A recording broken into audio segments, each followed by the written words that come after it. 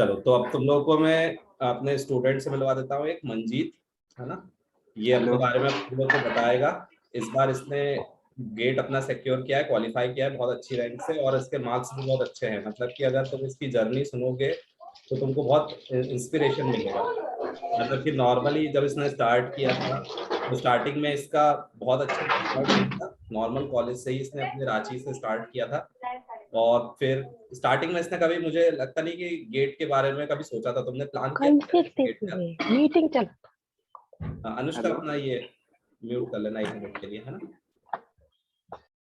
हाँ, तो हाँ अब जी सर। स्टार्टिंग मैं में क्या हुआ था हाँ कि, हाँ स्टार्टिंग में जैसे कि मुझे जितना इसके बारे में पता है पहले मैं बताता हूँ, हाँ फिर उसके इस बाद में मंजीत अपने बारे में फिर से हाँ जी, हाँ बताएगा। जी, बिल्कुल बिल्कुल कि सर। जैसा इसने मुझे पहले बताया था कि इसने मतलब स्टार्टिंग से कुछ गेट के बारे में ऐसा कुछ सोचा नहीं था। ये तो ऐसी नॉर्मल सी लैंग्वेज हाँ और यस ये सर। सब्जेक्ट पढ़ने के लिए थोड़ा सा इसको प्रॉब्लम आ रही थी, तो वहां से ये वीडियो के थ्रू आया था और फिर इसने स्टार्ट कंटिन्यू किया किया था। था। अब मुझे स्टार्टिंग से बताओ कैसा क्या रहा था तुम्हारा जब कॉलेज स्टार्ट किया था तुमने। सर मैं मतलब जैसे किसी तरह पहुंच तो गया। पहले की जर्नी भी बहुत दुखद ही थी। मतलब बताओ। जैसे तैसे किसी तरह हम्म। फेल फेल होते होते पहुंच गया बीटेक कॉलेज में। हम्म। उसके बाद फिर सेकंड सेमेस्टर में भी 2 बैक पेपर आ गए। फिर और भी टेंशन बढ़ने लगी। फिर हम्म। लॉकडाउन हुआ तो कुछ सोचने का टाइम मिला, और वो कौन सा लकी डे था, यूट्यूब ने रिकमेंडेशन में शो किया, आपने उसी दिन सी का ट्यूटोरियल स्टार्ट किया था। अच्छा, तो मतलब मैं पहले कुछ नहीं आता था। पहले मेरे को A+B का प्रोग्राम भी नहीं आता तो था। मतलब हेलो मैंने तब वर्ल्ड बस। वीडियो डालना स्टार्ट ही किया था सीधा, ऐसा बता रहे हो? हाँ सर, उस दिन अच्छा। आपने फंक्शन कॉलिंग पढ़ाया था हम्म। फर्स्ट डे में शायद। हाँ। तो थोड़ा बहुत मेरे को समझ में आया उस दिन। तो फिर मैंने बोला कि नहीं, कंटिन्यू करूंगा। फिर आप भी उसके बाद से स्टार्टिंग से स्टार्ट मतलब पढ़ाने लग गए थे सी लैंग्वेज। हम्म। और फिर मतलब आप जैसे आप पढ़ाते थे तो क्या होता था कि मेरी तो मैथ्स वैथ सारी चीजें वीक थी पहले से। हम्म। बाकी कहीं पे भी मैं पढ़ता था। अब फैक्टोरियल का प्रोग्राम करा रहे हैं, मेरे को पता ही नहीं फैक्टोरियल क्या है, प्रोग्राम है, फिर कैसे सीखूंगा। हाँ। अब जैसे एनाग्राम स्ट्रिंग और ये सारी चीजें, अब ये सब मेरे को पता ही नहीं है, तो प्रोग्राम देख के कैसे समझ में आएगा। हम्म। तो आप था कि सर सारा कुछ पहले तो आधा घंटा डिस्क्रिप्शन देते थे कि हाँ कर क्या रहे हैं हम लोग। हम्म। फिर उसके बाद उस तरह से धीरे धीरे करके स्टार्ट करते थे। और फिर सर सी का आपको पढ़ाने का तरीका बहुत लाजवाब था। मतलब कि MCQs दे के फिर माइंड को एकदम ट्रिक कर देते थे हर क्वेश्चन के साथ। तो हम्म। वो उससे और ओपन हुआ माइंड कि हाँ ऐसा भी कर सकते हैं। और एक एक चीजें फिर दिमाग में धीरे धीरे बैठने लग गई। और फिर एक टाइम पे मतलब 2-3 महीने बाद फिर ऐसा पेस आया कि फिर गेट की बुक में मैंने देखा कि अरे मेरे से तो गेट लेवल के क्वेश्चन बन रहे हैं। फिर हम्म। जब सी हुआ तो फिर मैंने आपसे बोला सर एल्गो और ऑपरेटिंग सिस्टम भी पढ़ना है, तो फिर आपने अपने कोर्स के लिए रिकमेंड किया था। हम्म। फिर धीरे धीरे 2 सब्जेक्ट स्ट्रांग हुए। फिर लगा कि नहीं अब गेट के लिए जाना चाहिए। मतलब शुरू में तो ऐसे ही किया था कि चलो कॉलेज में पास वास हो जाए, बैक पे बैक आ रहे हैं। तो मतलब फिर स्टार्टिंग में वैसे पहले तुमने कुछ गेट के लिए प्लान तो किया ही नहीं था? नहीं नहीं बिल्कुल नहीं। बस सी लैंग्वेज सीखना था कि हम्म। 2-3 हेलो वर्ल्ड के प्रोग्राम A+B के प्रोग्राम बना लूं। और फिर धीरे तो धीरे कॉन्फिडेंस आने लगा। हाँ धीरे धीरे फिर मतलब आपने ऐसा मतलब समझाया कि मतलब मैं आधे घंटे 1 घंटे ही पर डे देखता था, 1-1.5 घंटे किसी तरह बस ये करता था, हाँ आपका क्लास देखना है 1 घंटे। हम्म। और उसके अलावा कुछ नहीं दिन भर पढ़ता। फिर वैसे ही धीरे धीरे समझ आने लग गया सब कुछ। फिर मजा भी आने लगा, इंटरेस्ट भी डेवलप हो गया फिर।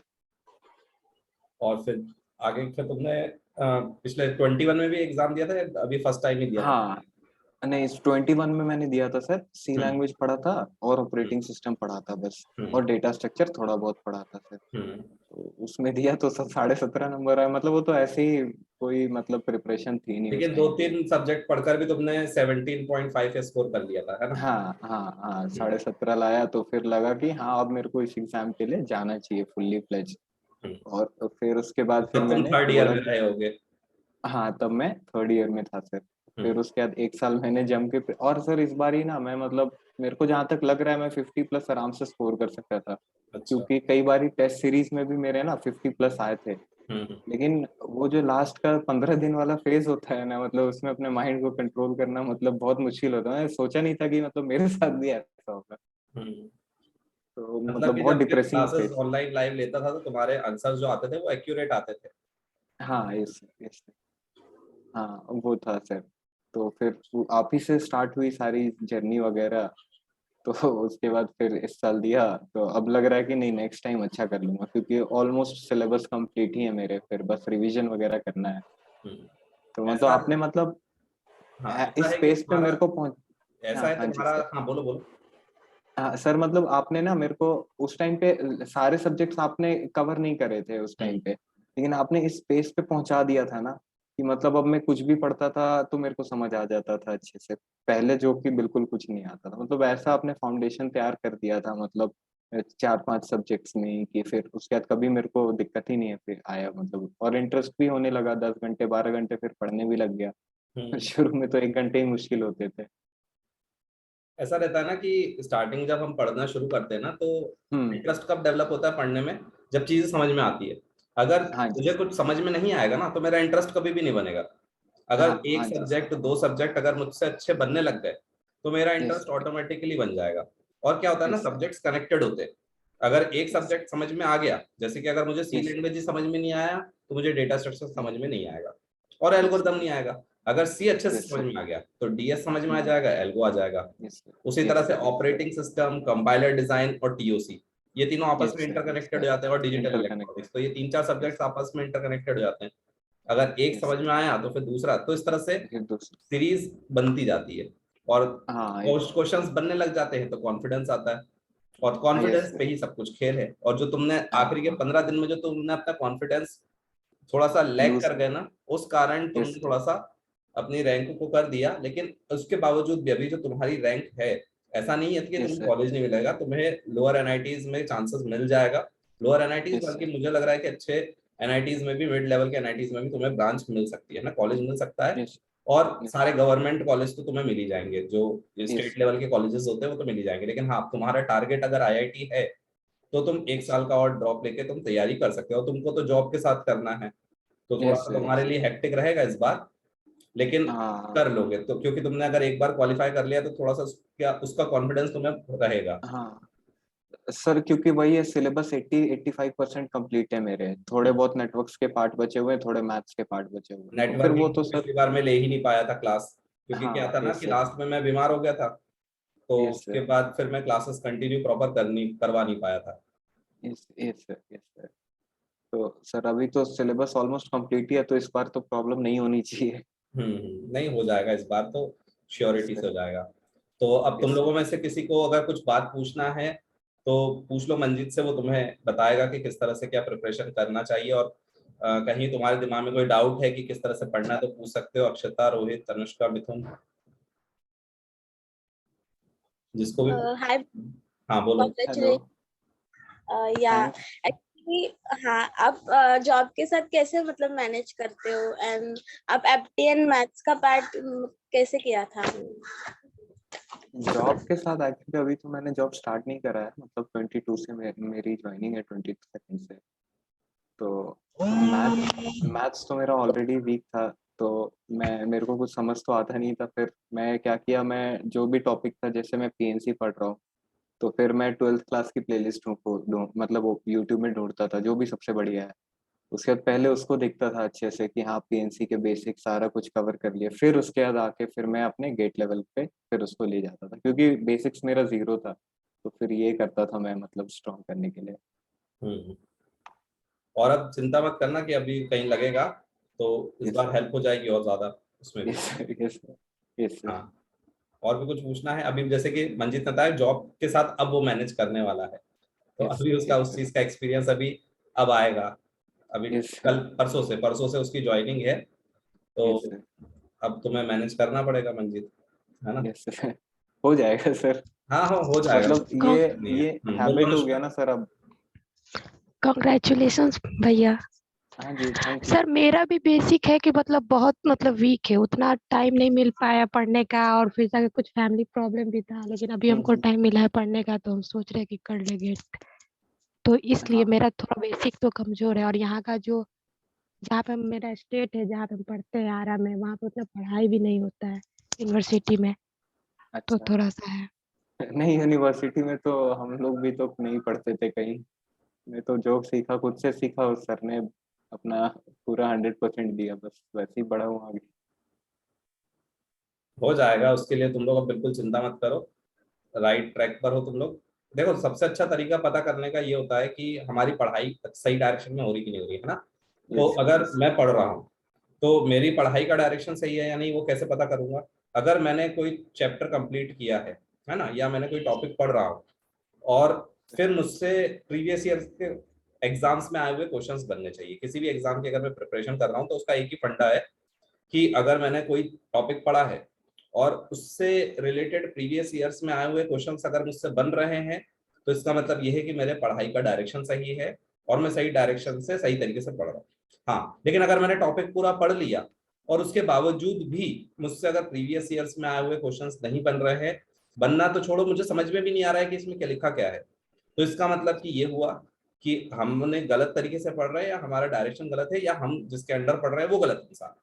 ठीक है ना। इवन अगर मैं भी अगर पढ़ा रहा हूँ और मेरे पढ़ाने के बाद अगर किसी से नहीं बनते हैं प्रीवियस ईयर के क्वेश्चन, या समझ में भी नहीं आता एटलीस्ट, चलो ठीक है कि पहली बार अगर तुमको लगता है कि क्लिक नहीं किया कोई चीज, ऐसा हो सकता है, लेकिन एटलीस्ट समझ में तो आना चाहिए।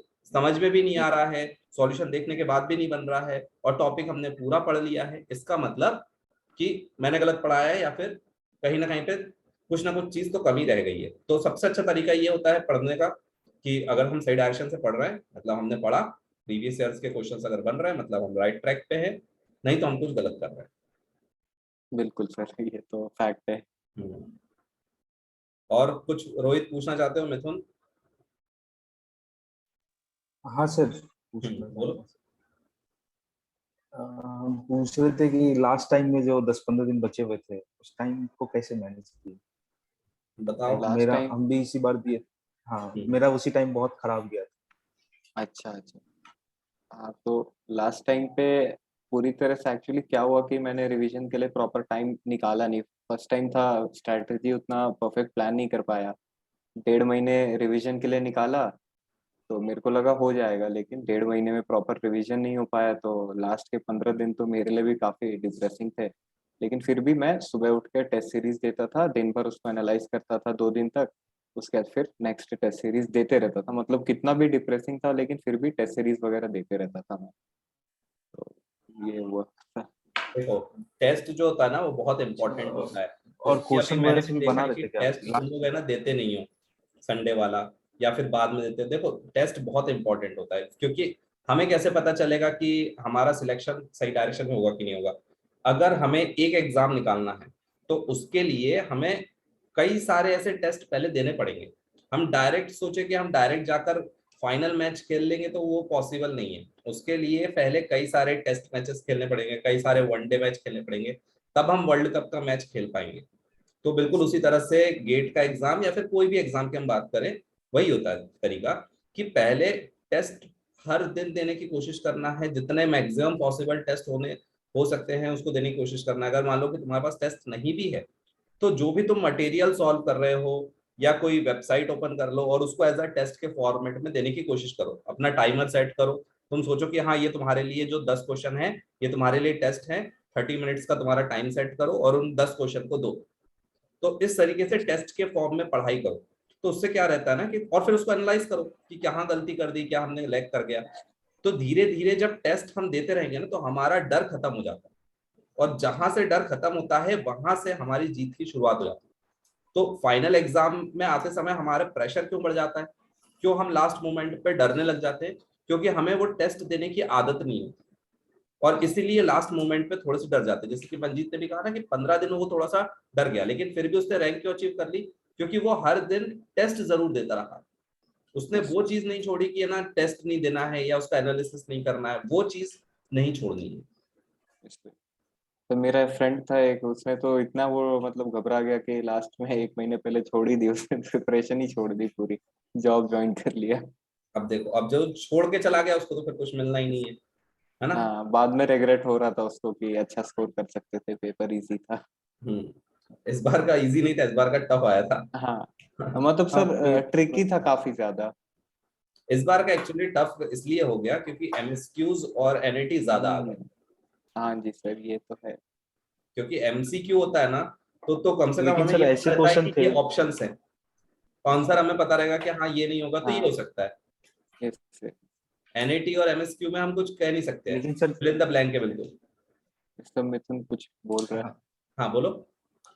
कह रहे सर इस बार तो क्वेश्चन ऐसे थे कि आपके सिर्फ बेसिक पढ़ने पे ही निकल जाते हैं, लेकिन हाँ सर लास्ट टाइम का जो प्रेशर था ना वही नहीं संभाल पाए, हाँ बहुत बुरा हुआ। हाँ, वो चीज है। वही मैंने कहा बहुत, था। एक तो वो था कि गेट पोस्टपोन्ड होगा, पोस्टपोन्ड होगा, पोस्टपोन्ड होगा, वो 10-15 दिन से वो चल रहा था। इधर 2-3 सब्जेक्ट छूट गए थे, रिवीजन सही नहीं था, टेस्ट तो दे ही नहीं रहे थे।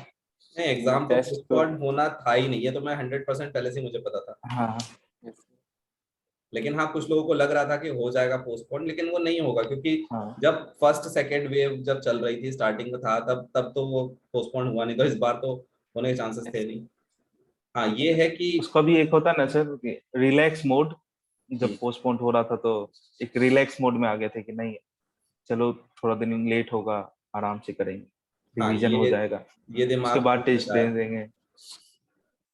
दिमाग ये बोल देता है कि हाँ अब तो हाँ पोस्टपोन हो जाएगा, तो हम आराम से अब अगले महीने तक में, 1 महीने में कवर कर लेंगे।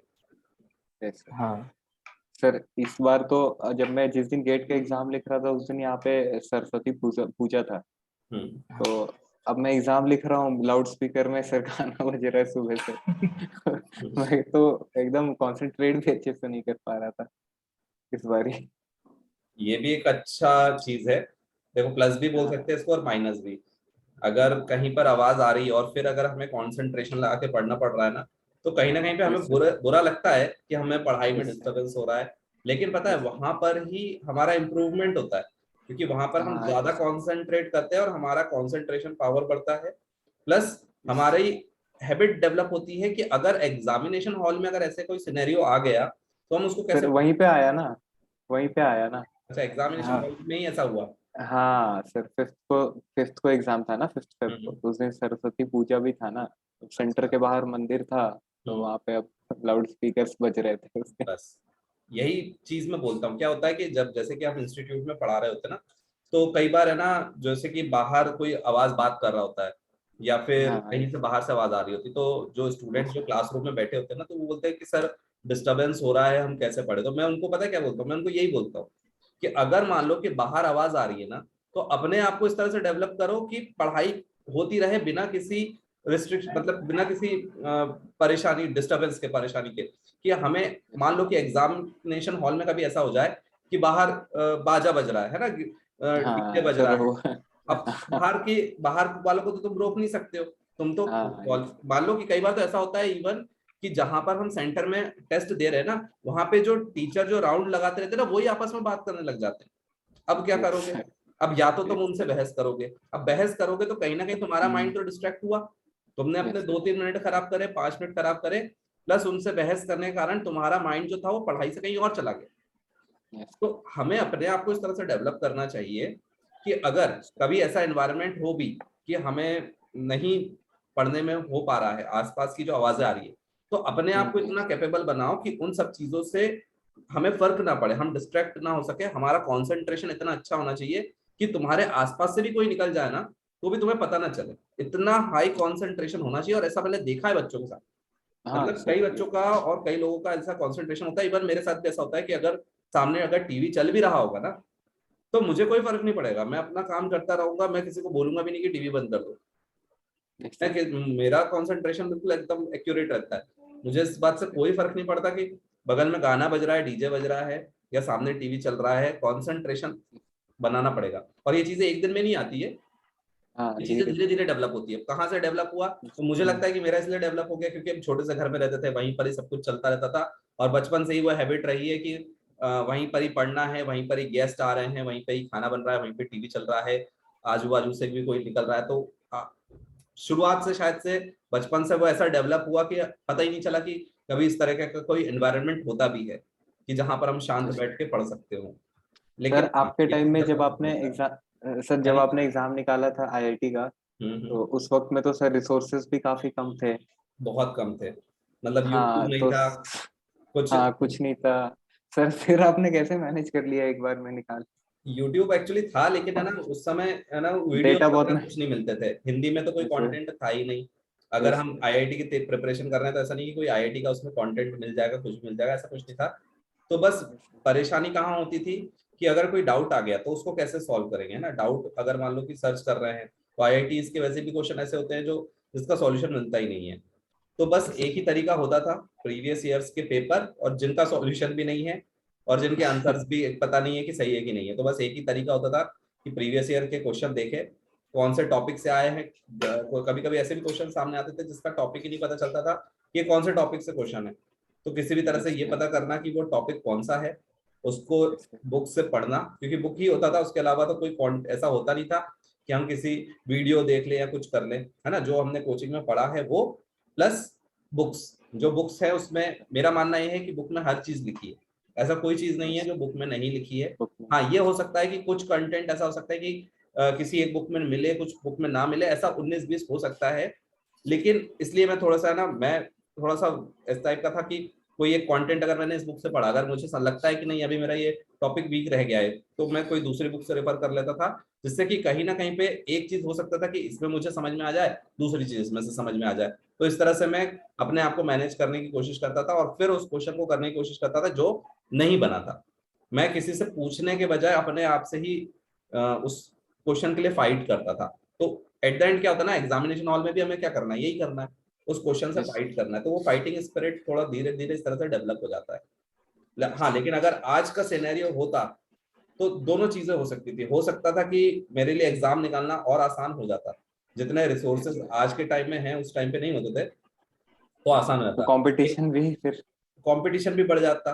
कंपटीशन तो खैर उस समय भी था, लेकिन उस समय ऐसा कंपटीशन था कि जो अच्छा स्टूडेंट है वही फाइट कर सकता है, कोई नॉर्मल स्टूडेंट आके एकदम से फाइट नहीं देगा, जो इस टाइम पे होने लगा है। आज के टाइम पे क्या है कि जो नॉर्मल स्टूडेंट भी है ना, वो बाकी सब चीजों से लेकर कंटेंट लेकर अपने आप को आगे ला सकता है। जैसे कि मान लो कि अगर तुम रांची में बैठे हो, तुम भोपाल में आके अगर पढ़ना चाह रहे हो, लेकिन तुम नहीं आके पढ़ सकते हो, नहीं आ ठीक है, सकते। या फिर कहीं तुम्हें दिल्ली पुणे जाके पढ़ना है तो तुम्हारे लिए पॉसिबल नहीं होता था। लेकिन आज के टाइम में ऐसा है ऑनलाइन सिनेरियो कि तुम कहीं पर भी बैठ के किसी भी टीचर से पढ़ सकते हो, तो वो एक प्लस पॉइंट हो जाता है। अगर मैं भोपाल में हूँ तो ऐसा है कि मैं भोपाल के बाहर जाके पढ़ूंगा ही, मैं भोपाल में ही पढ़ूंगा पहले के सिनेरियो के अकॉर्डिंग। अब लेकिन ऐसा है कि अगर मैं नहीं भी जा सकता हूँ तब भी मैं ऑनलाइन क्लास ले लूंगा और पढ़ लूंगा, तो ये एक प्लस पॉइंट भी हो जाता है। लेकिन उसका एक नेगेटिव पॉइंट भी हो गया। क्या हो गया कि अब जिस जैसे जैसे रिसोर्सेज मिल गए, कहीं कुछ डाउट आया तो अब फाइटिंग स्पिरिट जो होता है ना, जो मैंने कहा कि इसके लिए फाइट खुद करना से है, ढूंढने का, वो खत्म हो गया। अब क्या है कि डायरेक्ट अपन ने गूगल पे सर्च मारा, सॉल्यूशन देखा और उसको रटने में लगे। हमें लग रहा है कि हमें क्वेश्चन समझ में आ गया, लेकिन एक्चुअल में हमें पता ही नहीं है कि वो एक्चुअल में कैसे सही से सॉल्व होगा। ऐसे तो ये दोनों प्लस और माइनस दोनों है इस चीज के। लेकिन फिर भी मैं अपने आप को बेटर मानता हूँ कि चलो ठीक है, उस टाइम के अकॉर्डिंग भी अगर हमने पढ़ लिया तो वो चीजें डेवलप हो गई जो इजीली डेवलप नहीं हो पाती। तो अभी भी तुम लोग भी अगर पढ़ते हो ना तो कोशिश करा करो कि पहले अपने एंड पर ही उसको सॉल्व करो, बाद में ही गूगल वगैरह को सर्च करो। तो दोनों चीजों का अगर कॉम्बिनेशन यूज करोगे ना तुम, तो और ज्यादा अच्छे से रिजल्ट मिलेगा। तो आई थिंक काफी सारी चीजें हम लोगों ने यहाँ पर डिस्कस कर ली है। बाकी भी अगर कुछ लगेगा तो हम लोग इस तरह के सेशंस करते रहेंगे और भी सब लोगों से मिलवाते रहूंगा मैं, ठीक है। तो अब तुम लोग का एक बूस्ट मिल जाना चाहिए तुम लोग को पढ़ाई के लिए, कि अब जो हमें पढ़ना है तो और ज्यादा अच्छे से पढ़ना है। अब रिजल्ट आ चुका है, हमें दिख रहा है कि कितना कंपटीशन है, किस तरह से पढ़ना है, और बिल्कुल सही डायरेक्शन में पढ़ाई हो रही है, बस आखिरी तक छोड़ना नहीं है। ऐसा नहीं करना है कि जैसे कि कुछ लोग, जैसे कि इसने बताया मंजीत ने कि इसके दोस्त ने 1 महीने पहले छोड़ दी पढ़ाई और फिर उसके बाद जबकि उसने सब कंप्लीट कर लिया था, सब कंप्लीट कर लिया और उसके बाद 1 महीने पहले गिव अप कर दिया। तो गिव अप नहीं करना है। 1 महीने पढ़कर छोड़ दिया, 2 महीने पढ़ के छोड़ दिया, 6 महीने पढ़ के छोड़ दिया, अब नहीं होगा हमसे, ये गिव अप नहीं करना है। आखिरी दिन तक अपने आप को मोटिवेटेड रखना है कि हमें छोड़ना नहीं है, गिव अप नहीं करना, लगे रहना है, लगे रहना है। तो डेफिनेटली उसका रिजल्ट मिलेगा। ये चीजें अगर फॉलो करोगे तो उसका रिजल्ट डेफिनेटली मिलेगा। और एक और चीज है सर की, मतलब कोशिश करना है हम लोगों की, मतलब कि अक्टूबर तक अपना मतलब सिलेबस खत्म करने का, बिल्कुल, अक्टूबर से नवंबर के बीच में, क्योंकि फिर वही रिवीजन के लिए सर 3 महीने तो टाइम चाहिए ही नहीं चाहिए। मिलता है। बिल्कुल, तो कोशिश यही करो कि दिवाली तक में अपना सिलेबस एंड करो अपने एंड पर, और कोशिश करो कि टेस्ट सीरीज जो हमारी स्टार्ट हो ही जाएगी दिसंबर से ही, नवंबर दिसंबर से full length test series start हो जाएगी। मतलब टेस्ट तो हमारे चल ही रहे हैं, लेकिन जो फुल लेंथ टेस्ट होते हैं वो स्टार्ट हो जाएंगे नवंबर दिसंबर से। तो कोशिश करना है कि हमें वो चीजें बिल्कुल फॉलो करें, टाइमली मैनेज करेंगे तो जनवरी तक में हम इस कैपेबल हो जाएंगे कि फरवरी में इजीली एग्जाम निकल जाए। तो दिसंबर जनवरी में ही टेस्ट सीरीज कंप्लीट कर लेनी है और सिलेबस जो है वो अक्टूबर नवंबर तक में एंड करना है। इससे लास्ट के 10 दिन आराम करना है ताकि माइंड एकदम शांत रहे, एकदम रिलैक्स हो जाए, दिमाग में कूल डर रहे। यस अंदर से डर हट जाए। यस सर, यस सर, वो चीज है। ठीक है, चलो, तो thank you all of you और congratulations Manjeet once again. Thank you sir. और फिर हम लोग इस तरह से और भी सेशन रहेगा तो मिलते रहेंगे और बात करते रहेंगे, ठीक है? बिल्कुल बिल्कुल सर। चलिए, thank you all. Thank you sir. Welcome sir.